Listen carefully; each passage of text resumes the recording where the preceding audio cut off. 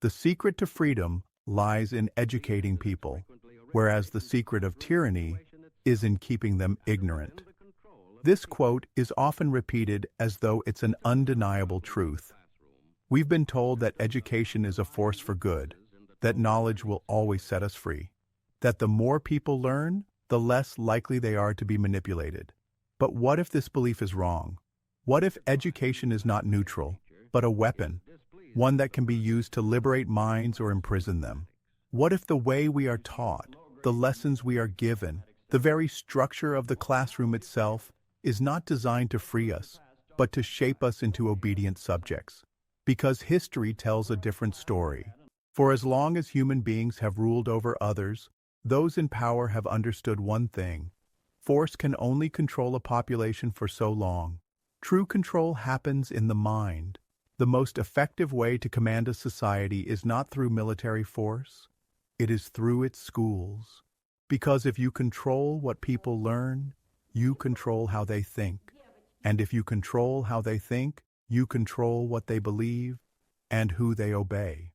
Adolf Hitler understood this when he declared, "Your child belongs to us already. What are you? You will pass on, but your children stand in the new camp. In a short time, they will know nothing else but this new community." Stalin understood it when he bluntly stated, "Education is a weapon, whose effect depends on who holds it in his hands and at whom it is aimed." Mao understood it when he turned Chinese schools into ideological training camps, declaring, "The young generation must be educated to believe that the Communist Party is their only future.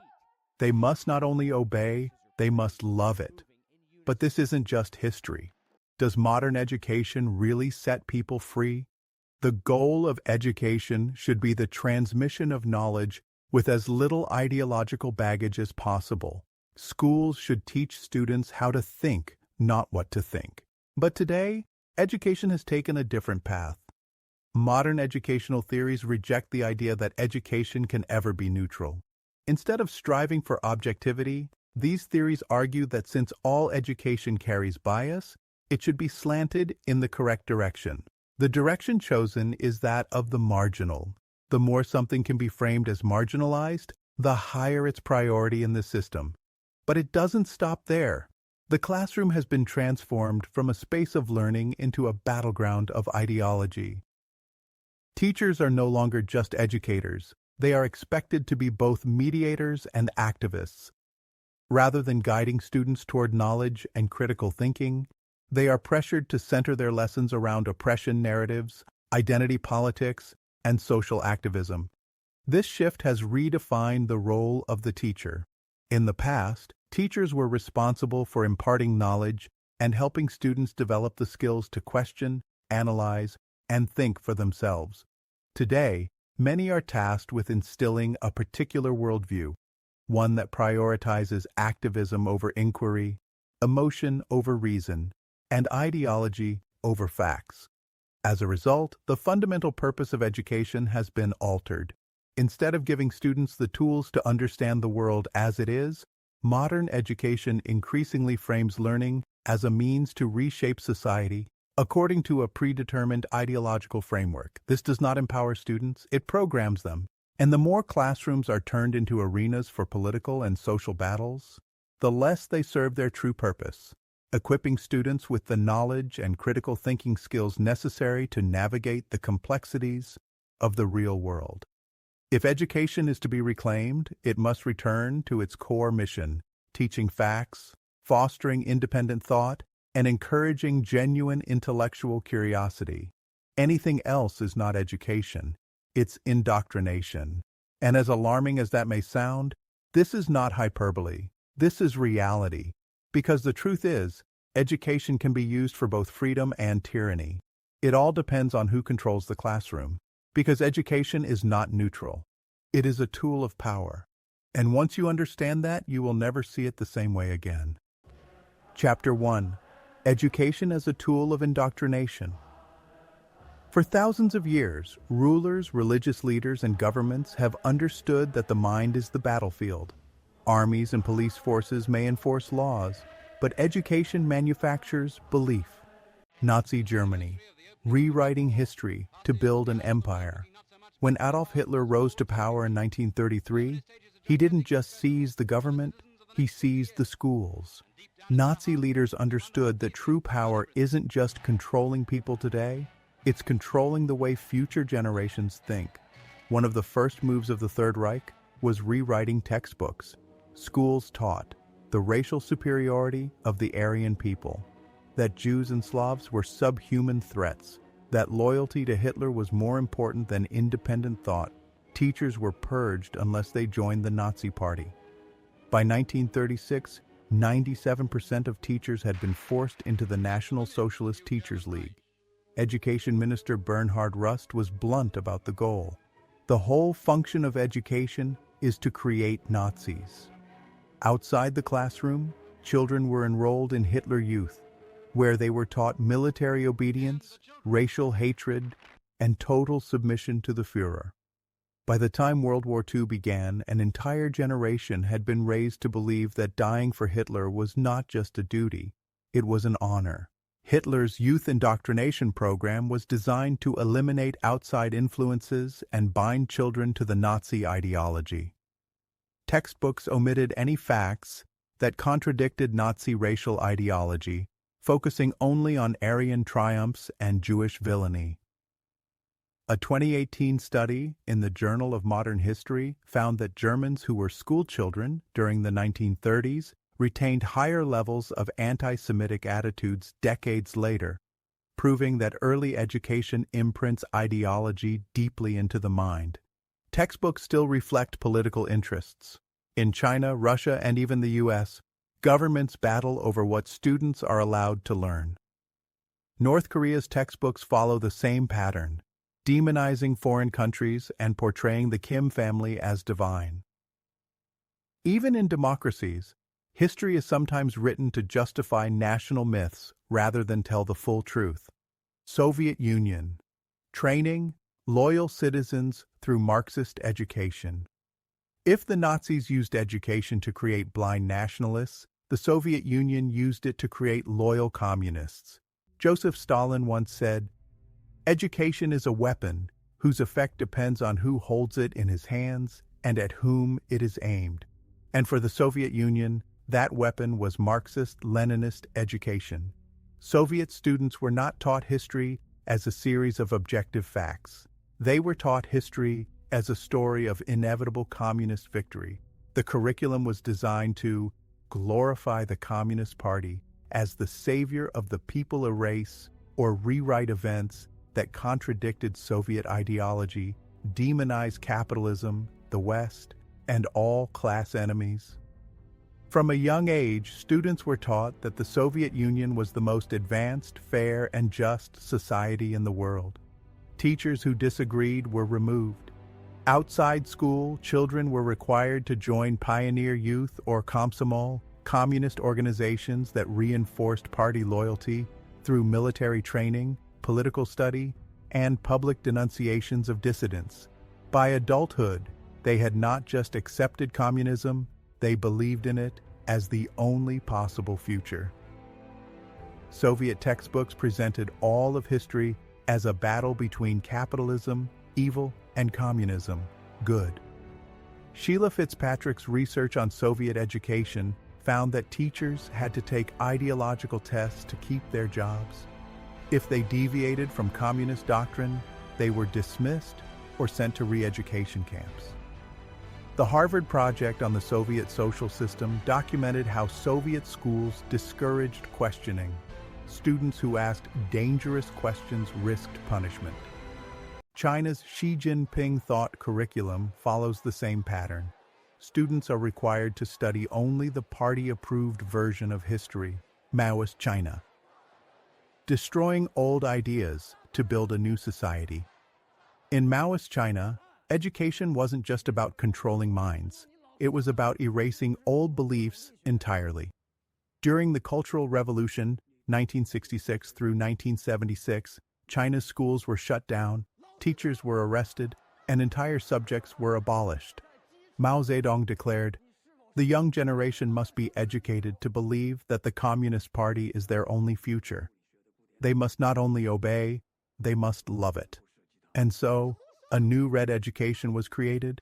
In Maoist classrooms, students no longer learned science, philosophy, or classical literature.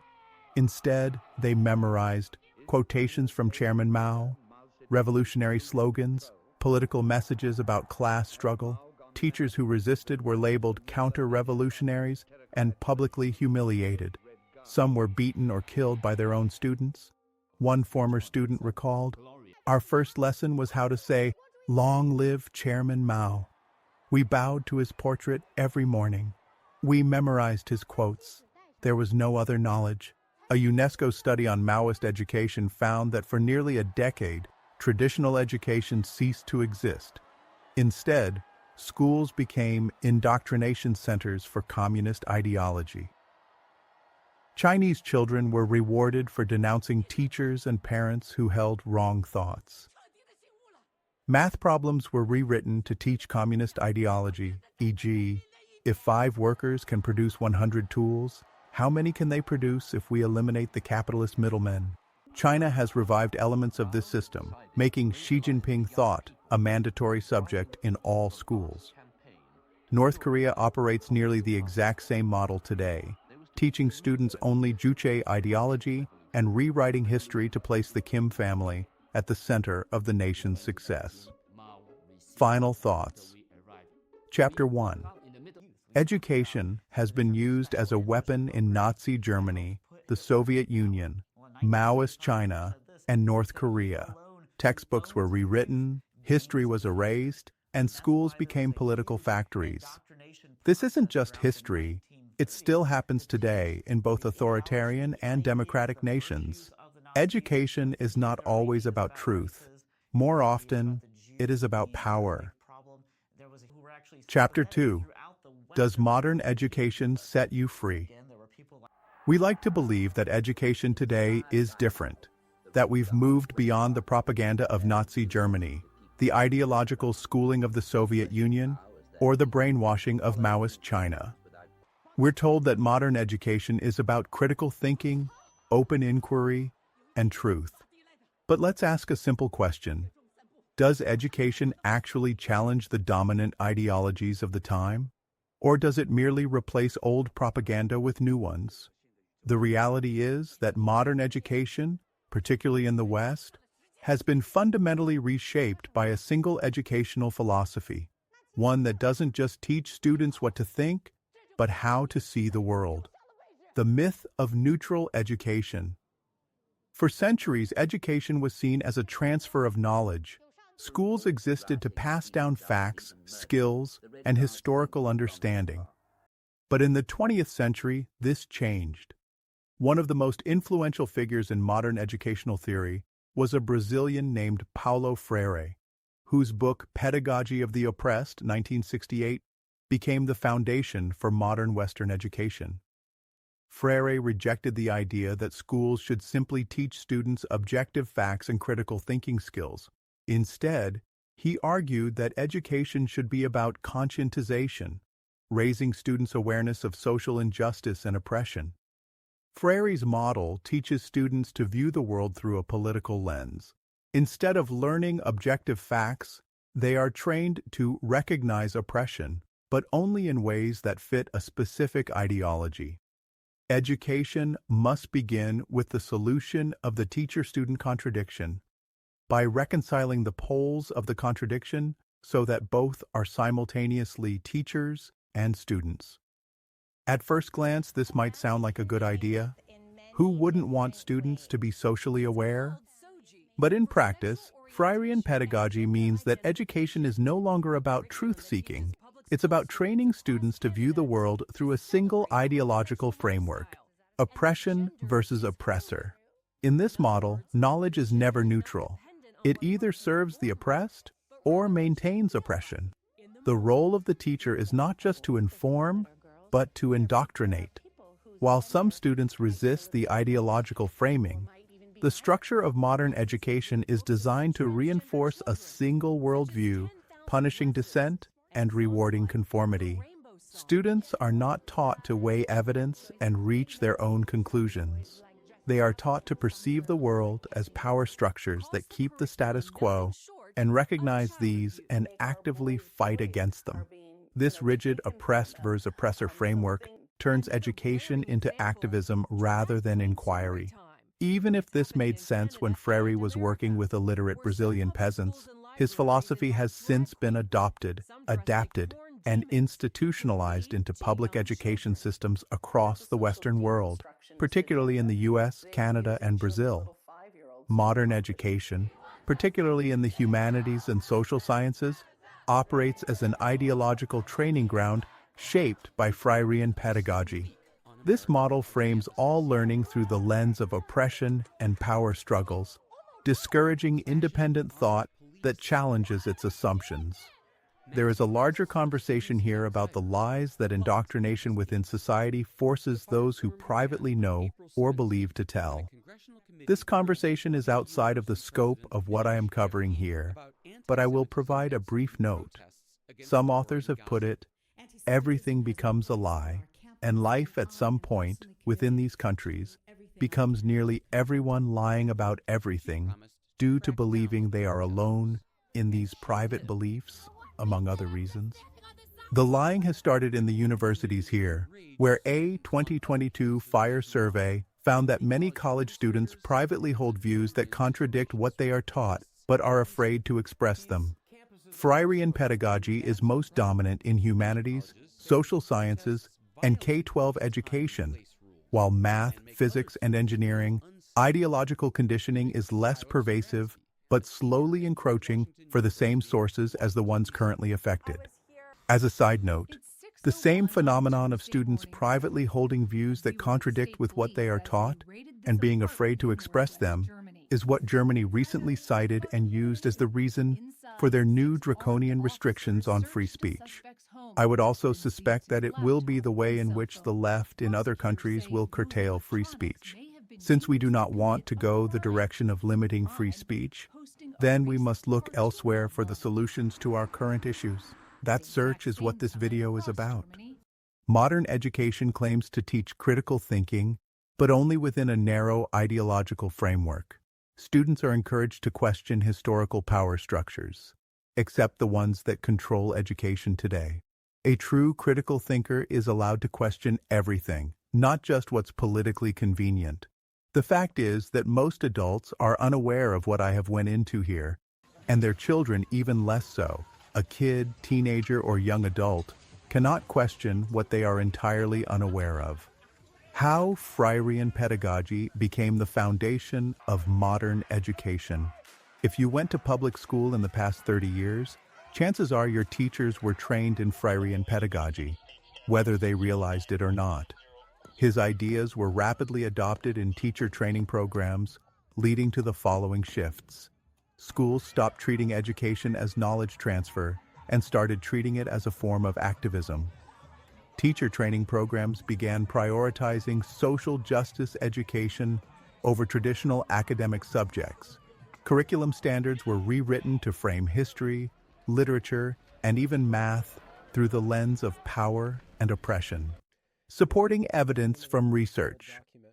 A 2020 study on critical pedagogy found that over 70% of U.S. teacher training programs use Freirean concepts as part of their curriculum. Brazil's national education standards were rewritten in 1996 to be explicitly based on Freire's principles. A Harvard report on modern education found that the most widely used teacher certification programs emphasize raising social consciousness as a primary goal of education. Freire's influence explains why modern schools don't just teach subjects, they teach students how to see the world in a specific way. Freire's original goal was to empower students, but his framework doesn't stop at engagement. It frames all knowledge as a political weapon. Instead of helping students evaluate different perspectives, it trains them to see all education as a battle between liberation and oppression. This doesn't teach students how to think, it teaches them what to think. Modern university culture, a system that rewards ideological obedience. If Freire's ideas were limited to elementary school, their effects might be small. But this ideological shift extends to the highest levels of education, especially in universities. Universities claim to be places of open debate, but in reality, they have become intellectual echo chambers, supporting evidence from research. A 2022 Harvard faculty survey found that over 80% of professors at elite universities identified as politically left-leaning. A heterodox academy study found that over 60% of conservative-leaning students admitted to self-censoring in class to avoid backlash. The Foundation for Individual Rights in Education, FIRE, 2022 report found that many students believe certain topics cannot be debated without risking punishment. Why does this happen? Because under Freirean pedagogy, teachers don't see themselves as neutral educators, they see themselves as activists. Many modern professors believe their job is to train students to recognize injustice and challenge oppressive systems. But what this really means is that students are trained to accept one worldview and reject all others. Certain ideas are labeled correct. Others are dismissed as dangerous, outdated, or problematic. Students quickly learn that dissent leads to bad grades, social backlash, or even disciplinary action. This isn't just bias, it's systemic ideological conditioning. Textbook wars. Who controls what students learn? One of the most powerful tools of ideological control? Textbooks. Freirean pedagogy has reshaped what is included and what is left out. U.S. history textbooks now prioritize social justice narratives over chronological historical accuracy.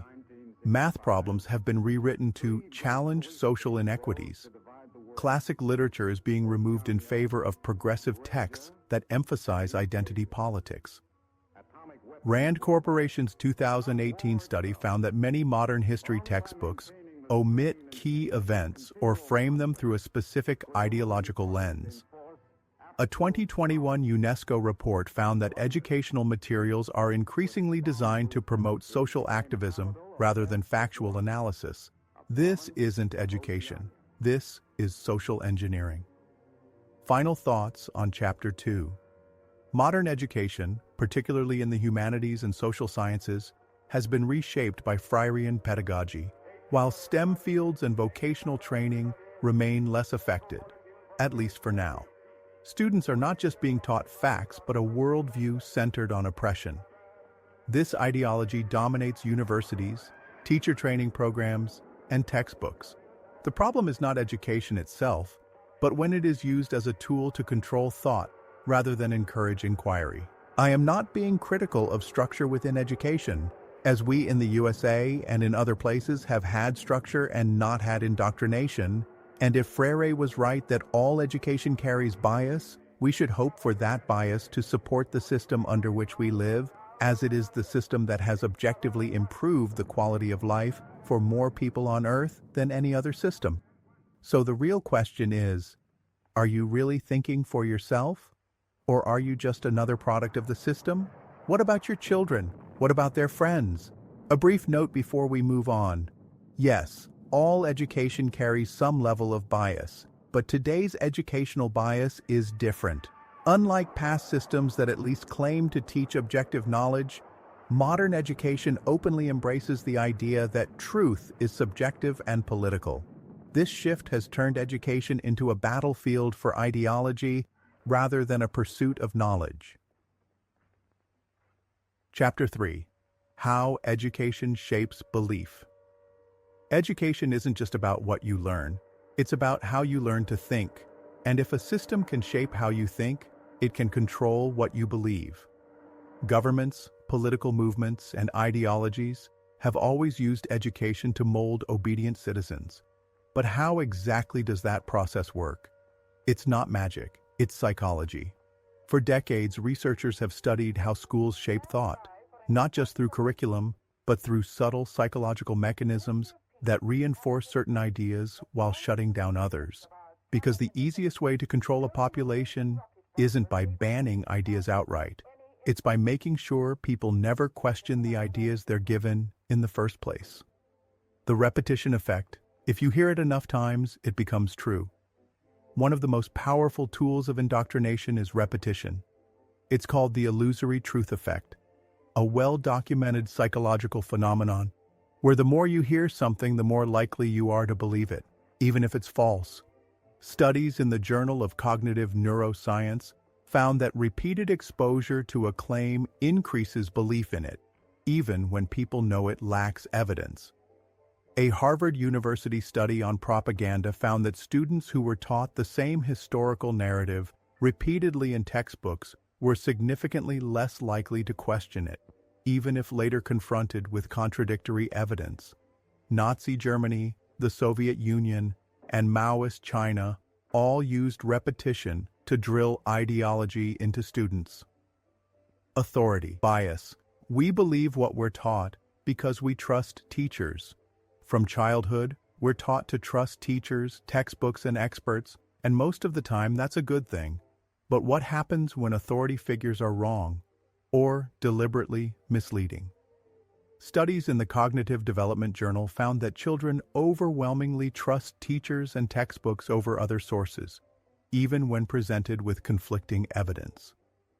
A UNESCO study on educational bias found that students in authoritarian education systems rarely challenge official narratives because they assume the teacher must be correct. Soviet schools trained students to believe the Communist Party was always right. Western nations were evil and deceptive. Questioning the official history was dangerous. Teachers and the textbooks they use have a form of authority that not many students are brave enough to question. Most students accept authority without question because teachers occupy a position that should be respected. The sources of information that they use are expected to also be truthful and accurate in their facts and portrayal of them. It is, however, not always the case that a teacher should hold that respect, or for that matter, their position, nor is it always true that their sources of information should go without question. For example, Howard Zinn's A People's History of the United States has had an enormous impact on modern American history education. Presented as history, Zinn's book frames American history almost entirely as a story of oppression, imperialism, and systemic injustice, offering little to no balance in presenting the country's achievements or founding principles. His work reduces historical events to a struggle between villains and victims, with the United States as the perpetual oppressor. While history should be studied and examined, the way Zinn's narrative is presented leaves no room for nuance or competing perspectives. The result? Generations of students who are not just skeptical of their country, but conditioned to see it as fundamentally corrupt, a framing that inevitably influences how they see the present and the future. Howard Zinn's A People's History of the United States has been praised by some as a groundbreaking critique of traditional historical narratives, but it has been equally condemned for its factual distortions, selective omissions, and overt ideological bias. Rather than presenting history as a complex web of competing interests and nuanced events, Zinn's approach is one-sided, designed to paint America in the worst possible light while ignoring key counterpoints and context. Mary Grabar, in Debunking Howard Zinn, exposes Zinn's manipulation of sources, his tendency to misrepresent historical figures, and his reliance on questionable secondary sources while failing to engage with primary documents. You may never have heard of Zinn, but I assure you, a history teacher at your local high school or college has, and probably teaches his texts or ideas. Distorting Christopher Columbus. Zinn's account of Christopher Columbus is one of the most infamous examples of his selective use of history. He portrays Columbus as a genocidal villain and claims that upon his arrival in the New World, he immediately set out to exterminate the indigenous population. Zinn deliberately omits the broader context. He ignores the complex and often brutal intertribal warfare that existed long before European arrival. He relies on Bartolomé de las Casas, a Spanish priest who was himself a biased source, rather than engaging with multiple perspectives. He exaggerates Columbus's direct responsibility for mass deaths without acknowledging the significant impact of disease, which decimated Native American populations far more than any European action. Misrepresenting the Founding Fathers, Zinn dismisses the American Revolution as a mere power struggle between elites, ignoring the philosophical and ideological roots of the movement. He claims that the Founding Fathers were primarily motivated by self-interest and a desire to preserve their own wealth, yet he provides no serious engagement with their writings on liberty, natural rights, or limited government. He downplays the fact that many revolutionaries risked everything for independence, falsely framing them as no different from the European monarchies they opposed. He ignores figures like John Adams, who defended British soldiers in court to uphold the principle of a fair trial, demonstrating a commitment to justice rather than self-interest. He misrepresents the Constitution as an elitist document designed solely to protect the wealthy, disregarding its checks and balances and its role in limiting government power. Cherry-picking sources on socialism and communism. Zinn's depiction of socialism and communism is uncritical and sympathetic. He minimizes the horrors of communist regimes while portraying capitalism as inherently oppressive. He uses sources sympathetic to Soviet ideology while ignoring first-hand accounts of oppression under Stalin and Mao. He glosses over the atrocities committed under communist regimes, such as the Holodomor, the Great Purge, and Mao's Cultural Revolution, which led to the deaths of millions. He treats the rise of socialism in America as an inevitable and positive development, while failing to acknowledge the failures of socialist policies in practice. Plagiarism and lack of original research. One of the most damning aspects of Zinn's A People's History is its lack of original research. Much of the book is heavily borrowed, sometimes outright copied, from Marxist historian Philip Foner and others. Mary Grabar points out that Zinn's work is not a product of deep historical investigation, but rather an ideological retelling of history using cherry-picked sources. He often fails to cite sources properly, leading to accusations of plagiarism. His book is used as a textbook in many American high schools, yet it does not meet rigorous historical standards. The legacy of Zinn's revisionism. Zinn's A People's History has influenced generations of students, shaping their perceptions of America as an irredeemably oppressive nation. Instead of encouraging critical analysis and debate, his book presents a simplistic, villainous view of American history that fosters cynicism rather than understanding. The issue is not that history should never be critical. America, like all nations, has its flaws and failures. The problem is that Zinn's narrative is designed to indoctrinate rather than educate. By selectively presenting evidence, ignoring key facts, and manipulating historical sources, he has created a work that is more propaganda than history. As Mary Grabar and other historians have pointed out, real history is not about telling students what to think, but giving them the tools to critically analyze all perspectives. Unfortunately, Zinn's A People's History does the opposite. It trains students to see America as uniquely evil while ignoring historical complexity. If we will not be governed by our sacred rights, we will be governed by tyrants. Whew, that was a long but necessary example. Back to where we were. The version of American history that is ever becoming beyond question today is that of Zinn's America, where old white men were the oppressors. This is a Freirean American history, delivered through the lips of Howard Zinn. The classroom becomes a place to debate, to examine one's oppressed status within the oppressor society. The teacher becomes both mediator of these conversations and an activist through the textbook. And the student learns to be an activist through this environment. What's worse? Students believe what their peers believe. Have you ever hesitated to speak up because everyone else seemed to agree on something? That's called conformity bias, and it's one of the most powerful forces in education.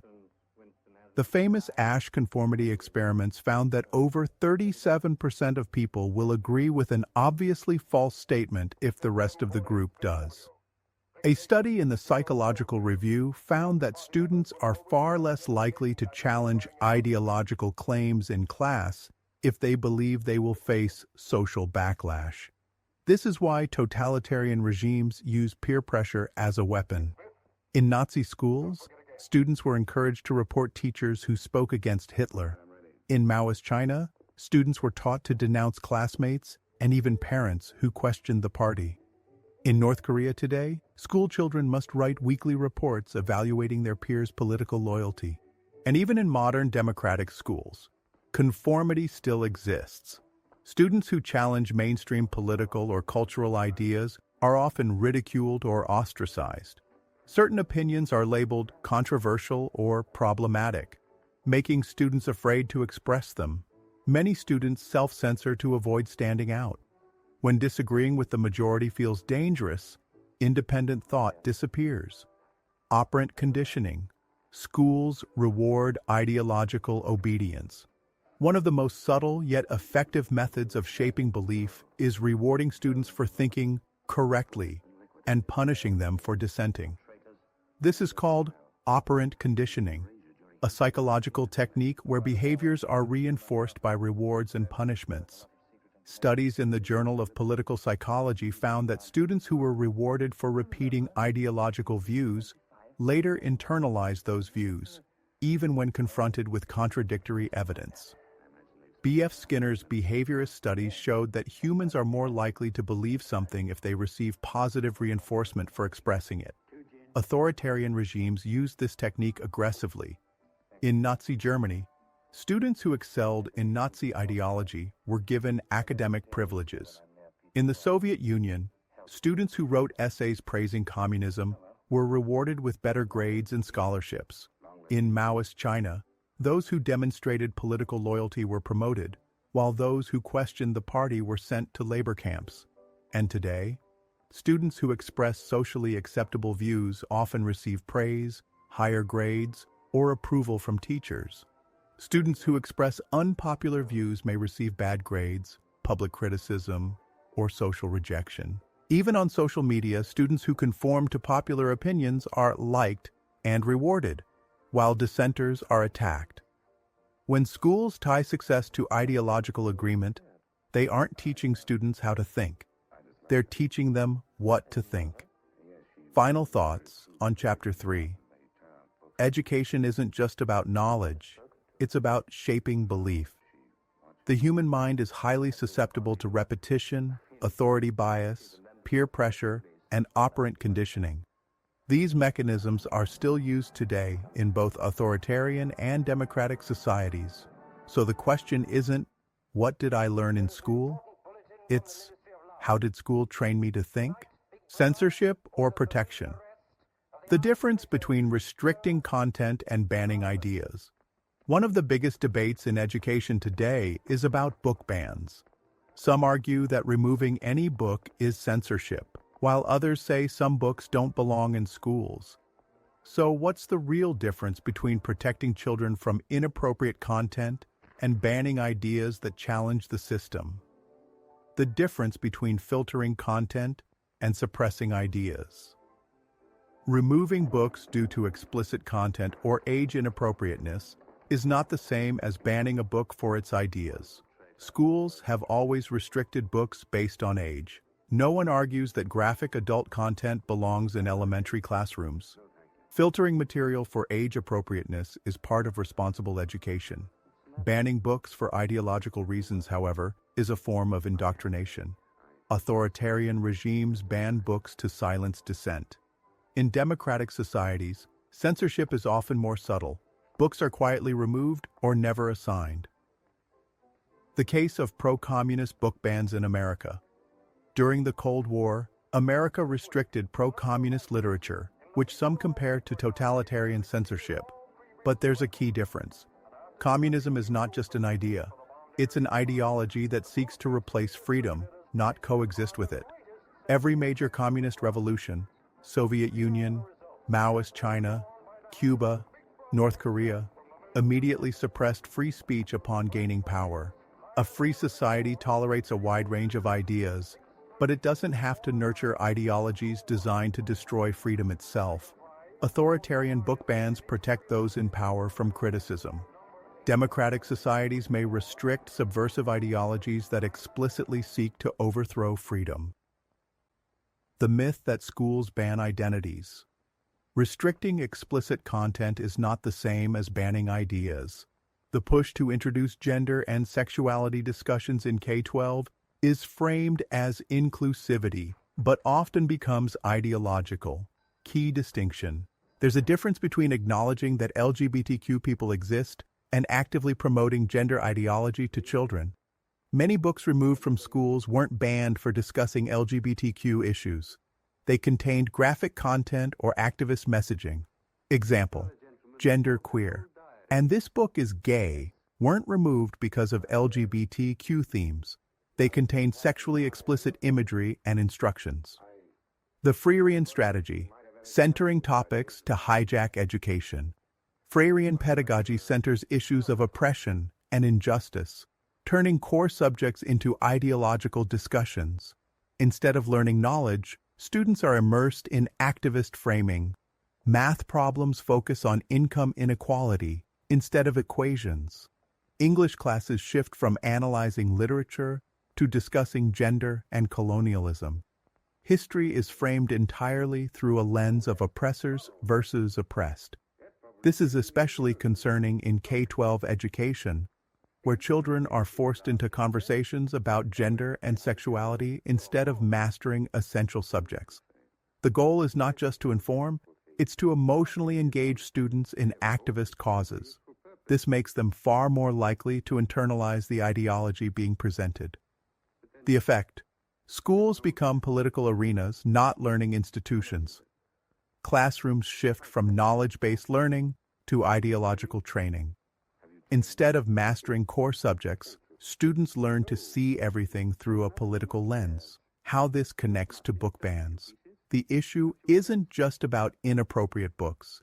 It's about how teachers use them to turn lessons into activist discussions. Students don't need to be centered in gender and sexuality debates. They need to learn math, science, and history. Final thought: a society that restricts ideas out of fear is not free. A school that replaces education with activism is not teaching. It's programming. Chapter 4: Escaping the Educational Matrix. We've seen how education isn't neutral. It has been used to create loyal Nazis, obedient communists, Maoist fanatics, and North Korean worshippers of the Kim dynasty. But if governments, institutions, and ideologies have all used schools to shape what people believe, then how do we escape? How do we make sure we're thinking for ourselves instead of just repeating what we were trained to believe?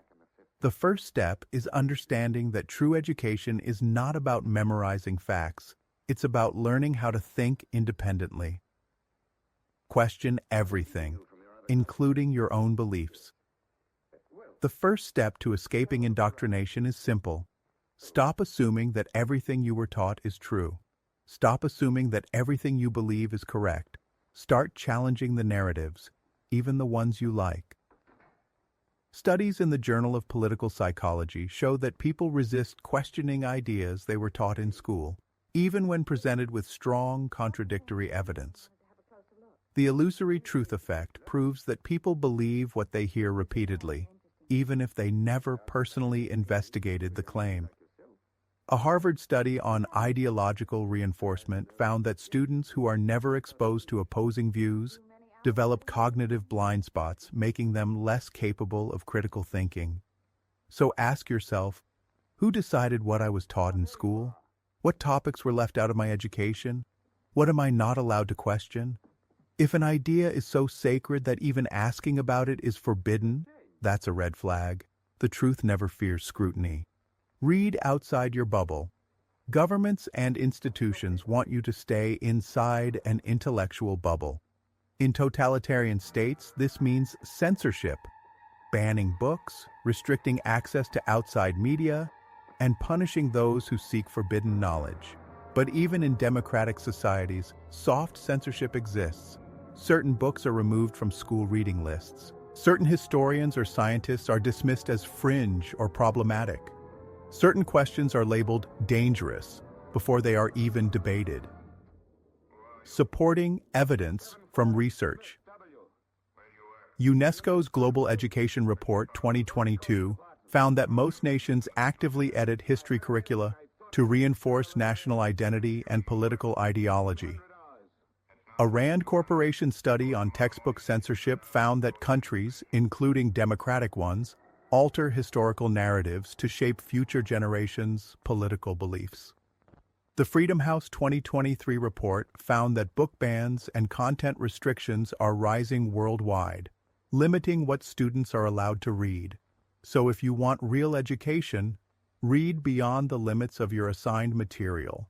If your school taught you only one version of history, read another.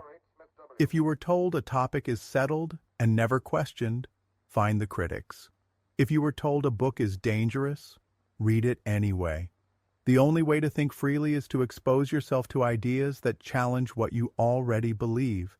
Recognize indoctrination tactics. How do you know if you're being educated or being trained to obey? Watch for these indoctrination tactics. Repetition. If you hear something over and over again, ask yourself, have I actually investigated this for myself? Or do I believe it just because I've heard it 1,000 times? Appeal to authority. Just because a teacher, a government, or an expert says something is true, doesn't mean it is. True education isn't about trusting authority, it's about questioning authority. Peer pressure. If expressing an idea in class makes you afraid of social backlash, that's a sign of ideological conditioning. Reward and punishment. Are students rewarded for repeating the dominant worldview? Are those who challenge it subtly punished with lower grades, scorn, or exclusion? The Asch conformity experiments showed that people will agree with obviously false statements if everyone else does. The operant conditioning model shows that students internalize beliefs they are rewarded for, even if those beliefs are never critically examined. UNESCO's Education Psychology Report 2021 found that education systems train conformity more than critical thinking in most countries worldwide. Become a true student of knowledge. Most people passively absorb the knowledge they're given. They trust the system. They trust their schools, their professors, their textbooks. But a true thinker doesn't just accept what they're told. They question, investigate, and explore knowledge beyond the boundaries set by others. Here's how to escape the educational matrix. Seek primary sources. Don't just accept summaries of history, read the original documents. Compare different perspectives. Study competing views. If you were taught only one version of history, economics, or science, read the opposition. Not just to disagree, but to understand. Develop intellectual resilience. Be willing to challenge your own beliefs as much as you challenge others. Embrace the Socratic method. Keep asking questions. If an answer doesn't make sense, keep digging. A Harvard critical thinking study, 2020, found that students who actively sought out contradictory viewpoints became better at analytical reasoning than those who simply studied one side. A Freedom House report, 2023, found that societies with open intellectual cultures produce more innovation, higher levels of civic engagement, and stronger defenses against propaganda. Because true education isn't about obedience, it's about seeking truth. Final thoughts on Chapter 4. The best way to escape indoctrination is to question everything, even your own beliefs. Read outside your assigned materials. Seek banned, controversial, and opposing viewpoints. Learn to recognize when schools, media, and governments are trying to manipulate your thinking.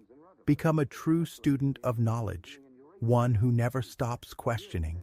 Because in the end, education can either set you free or make you a prisoner.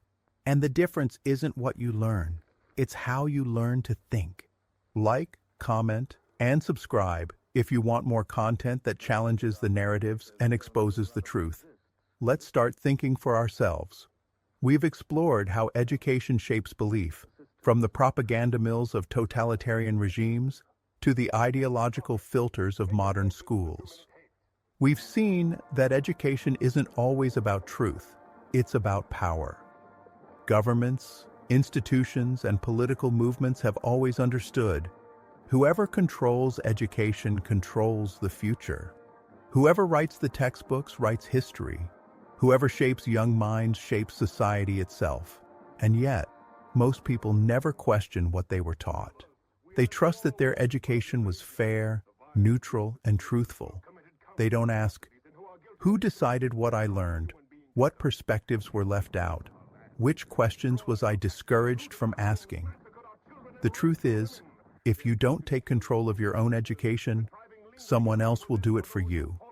And that means you'll be thinking their thoughts, not yours. The red pill moment. Time to wake up. Right now, you have two choices. Stay inside the educational matrix. Accept everything you were taught without question. Believe the experts without investigating. Dismiss any idea that challenges your worldview. Wake up and take control of your own mind. Challenge what you've been taught, no matter how uncomfortable it makes you. Read opposing viewpoints, not to agree, but to understand. Learn how education itself is a tool of control so you can resist it. Because if you don't actively seek truth, you'll just be repeating what you were trained to believe. Take action right now. Rebuilding education starts with us. We need schools that prioritize knowledge over ideology, open debate over dogma, and truth over political convenience. Whether that means homeschooling, classical education, or founding new institutions, we must take back learning from those who seek to control it. If you found this video eye-opening, don't let it stop here. Like and subscribe. More deep dives into history, propaganda, and independent thinking are coming. Comment below. What was the most shocking thing you learned? What part of your own education do you now question? Start your own research. Pick one topic from your education that you never questioned before and investigate it yourself. Read a book you were told not to read. Break the mental barriers. Seek knowledge outside the system. Because true education is not about obedience. It's about thinking for yourself. And the world needs more independent thinkers, not more programmed minds.